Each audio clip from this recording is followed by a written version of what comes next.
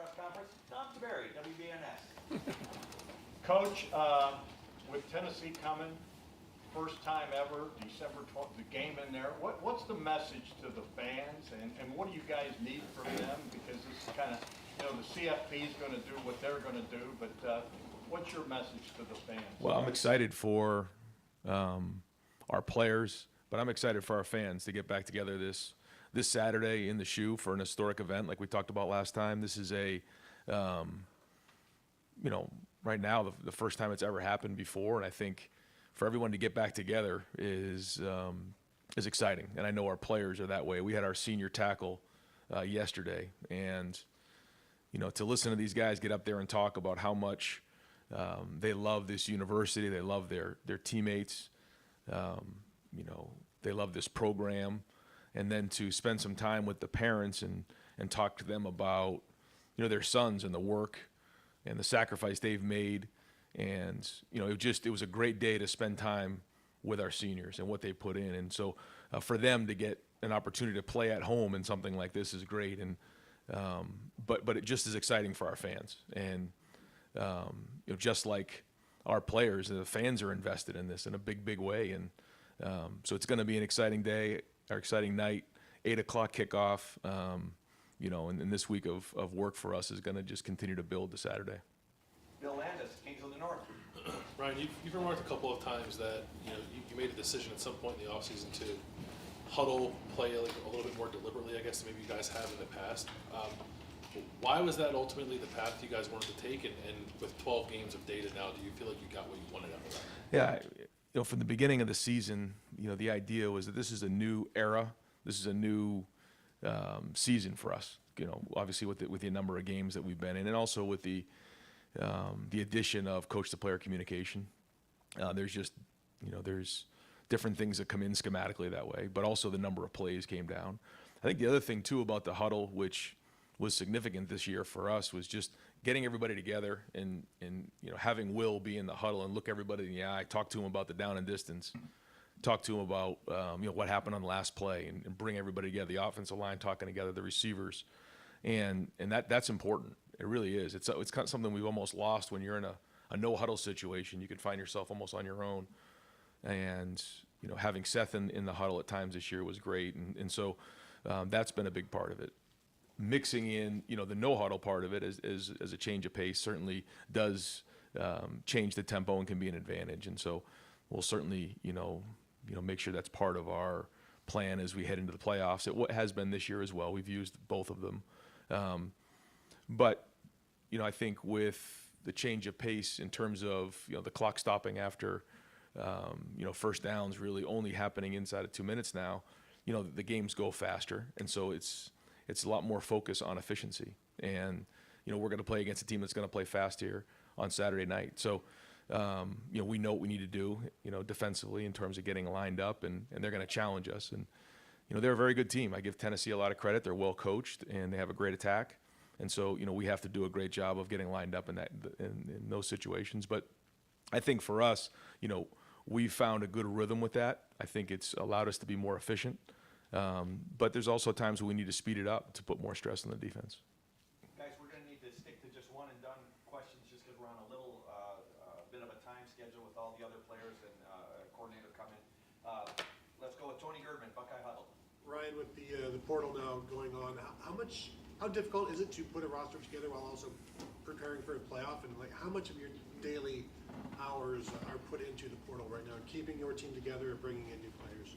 Well, the number one focus is Tennessee right now. But as you know, you can't just live in a vacuum, and we have to plan for the future. And the fact that these players having to make a decision right now, knowing that the playoffs haven't even started yet, is very difficult on them. It's difficult on us. That's just the way it is. You're asking kids to make decisions on their future, yet they still want to be with their team and play in the playoffs. And their teammates who are seniors are relying on them to still be part of the team. So, all challenges for us, but I think we're handling it well. I think that we have a group of guys that want to be together and understand what's ahead of us.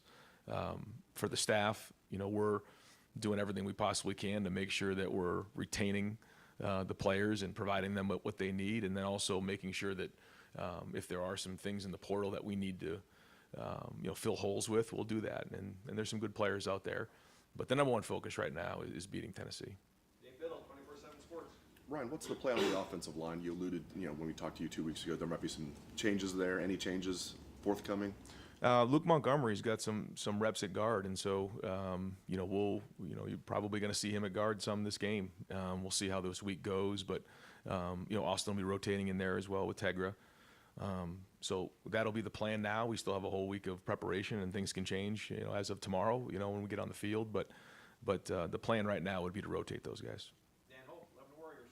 Yeah, with Devin announcing that he's going to enter the portal, is he still your backup quarterback for this game? Is Julian pushed for that job at all? So Julian's getting a lot of reps in there, but Devin right now is the backup quarterback, but Julian's right there, and he needs to continue to push in that area, and you just never know how this thing's all going to shake out. There's a lot of football ahead of us, and so we'll need all those guys. And I give Devin credit; he wants to finish this thing out the right way, but he also wants to see what other options are available for his future. And I think it's not an easy thing for him to do, but I give him credit for wanting to finish this thing out the right way.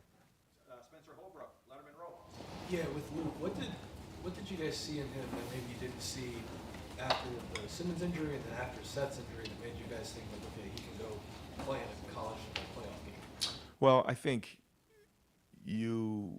after the Penn State game, we got a lot of confidence coming out of that game with Carson playing guard. He really stepped in and did some great things. You don't always know what you're going to get until you get into those game scenarios, as you know. And then when Seth went down, we went back to Austin because he gave us the most experience, at least coming in from from the first few games when Donovan went down. And Luke was still coming on; he was getting better, but we just felt at the time that was the right move. And there was some good plays and some not so good plays coming out of the Indiana game. And then after assessing the last game, we feel like Luke deserves an opportunity. And I don't know if it's that he's done that much more than maybe he's done in the past, but he was close anyways, and so now it's about time to give him an opportunity. Stephen Means, Cleveland.com. Just following up on that, let's use the word experience. You used that when you chose Carson against Penn State as well. Is it easier to not go with the guy who's been through it before when you've got 3 or 4 weeks to prepare for a game versus a week-by-week basis? That's right. Does that go into things? That's right. Yeah, exactly. The more reps you get at a concept or a play allows somebody who's in that role to adapt quicker to some of the things they may see in the game and have a better handle on the game plan. Over to the right, Dave Holmes, WSYX. I know the media schedule, you're doing more this week, I've noticed. I think that's CFP regulated. I'm just curious, is there anything else different about hosting a playoff game that you've noticed logistically than just a standard game at the Shoe this week?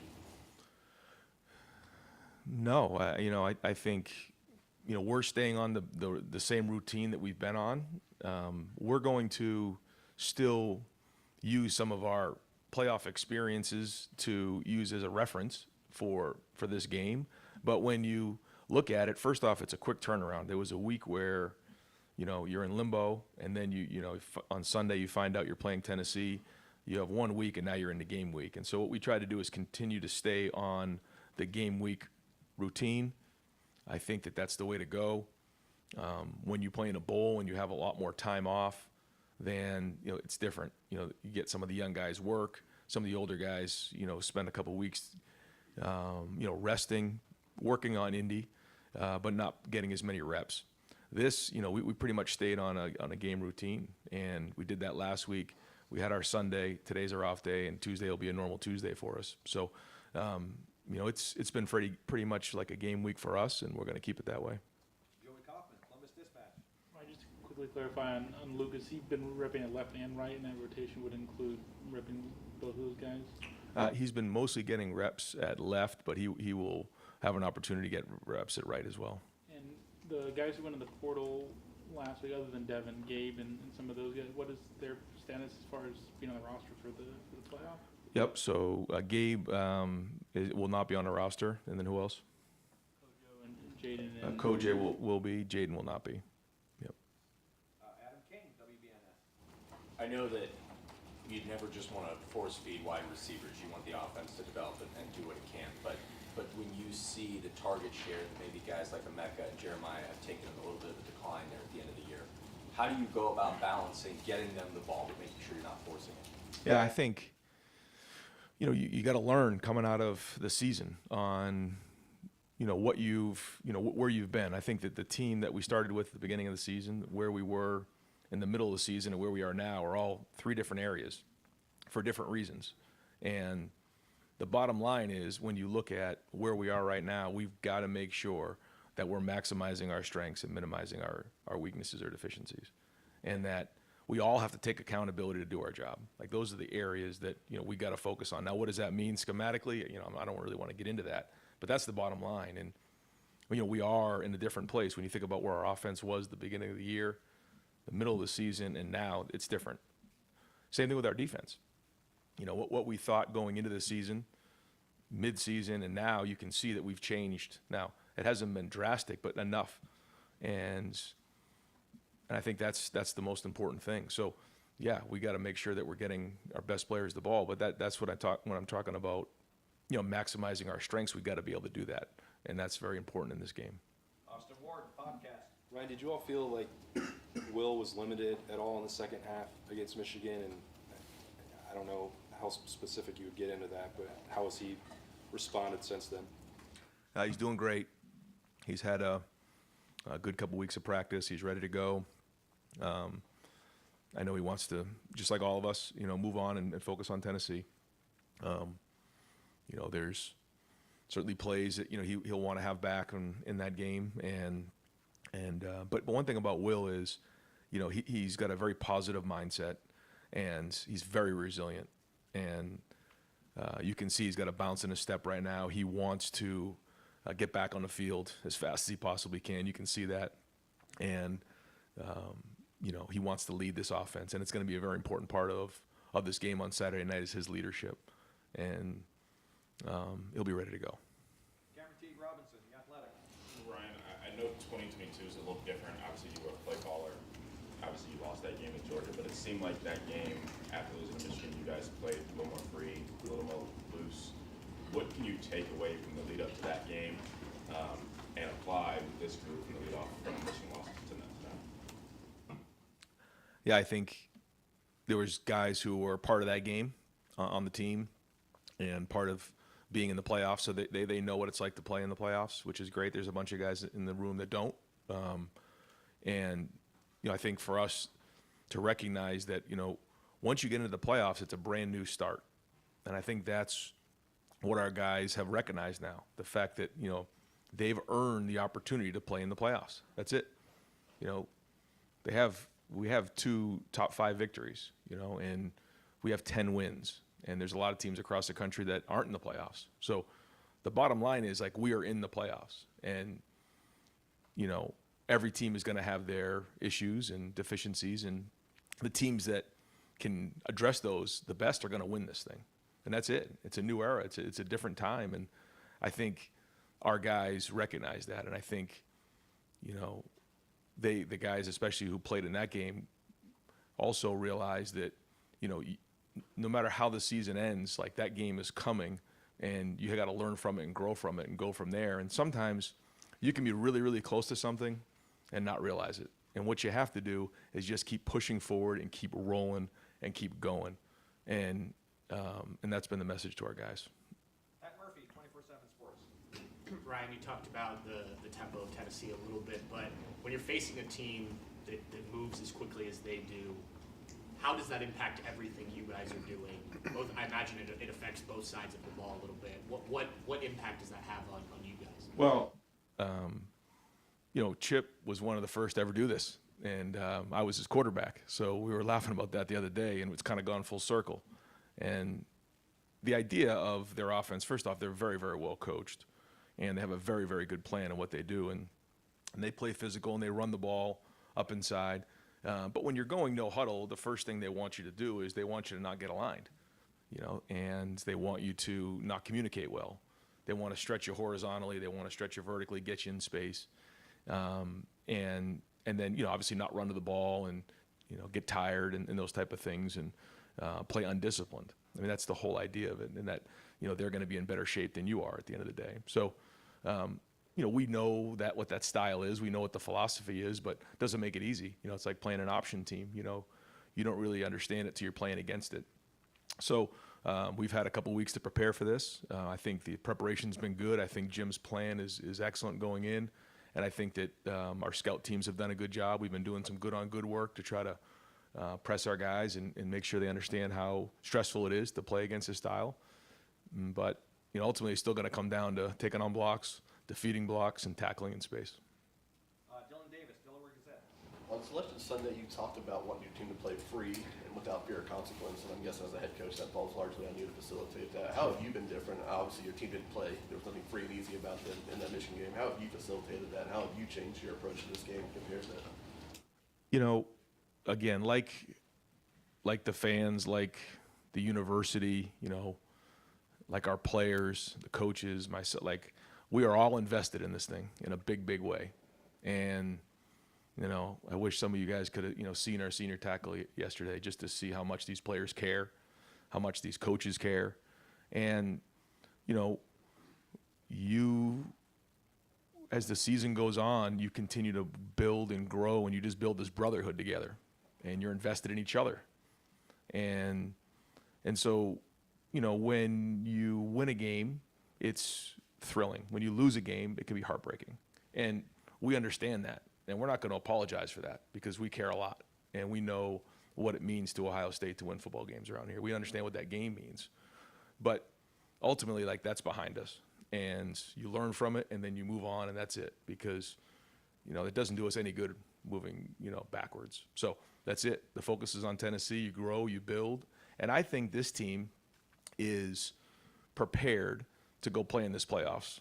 I don't know the other teams. There's great teams out there. But I know this team, and I know what they're made of, and they're resilient, and they're tough, and they're mature. And again, they care a lot about Ohio State. They care about this team, this university, just like the coaching staff and myself. And we're going to play our tails off on Saturday night. Rob Aller, Columbus Dispatch. Yeah, Ryan, along those lines, you're dealing with 18, 19-year-old kids. That's got to be one of the challenges of coaching is keeping them up and buoyant, although you said they're very mature. Is it almost good that you have some distance between a really tough loss and this game, that you kind of recover, I guess? Well, when you it's like 1 week, okay, that's one thing, a month, there's another challenge with that. 3 weeks is kind of the sweet spot. It allowed us the week to sort through, the issues and get them addressed, take accountability, because that's the big part of that. Like, nothing matters if the problems aren't fixed. And then we don't make adjustments. That's what it comes down to. And then the recognition that, okay, we're in the playoffs now. Like, that game's behind us. The game is never going to change. It's never going to change here at Ohio State. However, like the playoffs have, the expanded playoffs have, the format has. This is very different than it's been in the past. So, all right, we're in this thing. And now we got 2 weeks to prepare. So I think that part's been good, and that's kind of been the layout. Jake Trotter, ESPN. Yeah, Ryan, off what you just said, with the veteran group you have, how challenging has it been to get this team ready to go for the playoff after such an emotionally tough loss, with the pressure, if it's even possible, even more amplified now? Well, I think as a group, everybody leaned on each other and pushed each other. And I think when you look at the guys in this program, you see great guys. You see first off, you see great players, but you see great men, mature men. We have 29 seniors the other day who spoke at senior tackle, and I just couldn't be any prouder of the type of guys that these men are. And they understand. They understand what's at stake. They understand when they come here the high expectations of what's expected. But they also know what's in front of them. And, like anything else, once you identify it and you move on, I mean, that's life, and there's going to be ups and downs. And several of our seniors talked yesterday at the senior tackle about the ebbs and flows of life, and when things are really good, you got to enjoy them. When things aren't, you got to hang on and continue to get them fixed. And then eventually you're going to get them back on track. And that is life. And life is a fight. So, when you have a mature group like this, Is it easy? No, it's not easy, but it certainly helps to have a great group. And we had a really good week of practice last week with great energy, and we're going to have another great week this week. Bill Rabinowitz, Columbus Dispatch. We're going to talk to Chip after we talk to you. What kind of discussions did you have with him about the game plan against Michigan and how you learn from that and move forward? I mean, as you said, maximize what you have and mask your deficiencies. We all know what those are. What kind of conversation did you have with Chip, and how much kind of soul searching do you think he has done about that game? Well, I think there's two things. I think one, again, we have to maximize our personnel. We've talked about that. I think the second thing is, in some of these games, moving forward, just like in this last game, I think we were only 33% or 32%. It might even been a little bit less, but it was right around 30% of our total snaps were what we call CNN, situation normal, which means first and second down in the middle of the field. There was coming out situations, there was 2-minute situations, there was third down situations, there was red zone situations. And, I don't think we did a very good job in those situations. And we talk about situations a lot. We had a turnover in coming out. We had 5 opportunities in a red zone. We only had 10 points. And I didn't think we were particularly good on third down. And so we've got to do a better job in those situations. I think that is very, very important. Now, in those situations, schematically, how do we want to attack a defense? I think that's good conversation. We are a different offense than we were 3 weeks ago, 5 weeks ago, and at the beginning of the season. I think we need to recognize that. But that's not just the only thing here. There was a lot that went into that game, and we got to make sure we're playing good situational football. Pat Forty, Sports Illustrated. Ryan, you've had a couple of really good semifinal performances in the playoffs against Clemson and even the loss to Georgia. Is there anything about the experience of getting ready for that you can channel into getting ready for this one? I think so. I think when you're getting ready for a game like this, the preparation is critical. I think you got to do a great job identifying your strengths versus them. And like normal in these situations, you're going against an opponent that you don't typically see. It's a team from another conference that isn't something that you're used to seeing. So you don't always know, how does this team play, or what is the competition like when it's not apples to apples. So I think you have to do a great job of predicting that and making sure that you put your guys in the best position to be successful, and also making sure that you're doing enough things that and enough change-ups along the way to create plays for your team. And so I think that's very, very important. I think it's important early in the game to have some confidence, to get some early wins to build confidence in the game. This one will be different though because it's at home. So I think we've talked to our team about that part of it, and I think we have enough guys in the program that have been in this environment before, so there is a reference point. And final question for Coach Tim May, Letterman Row. You only get one, right? There's like 3.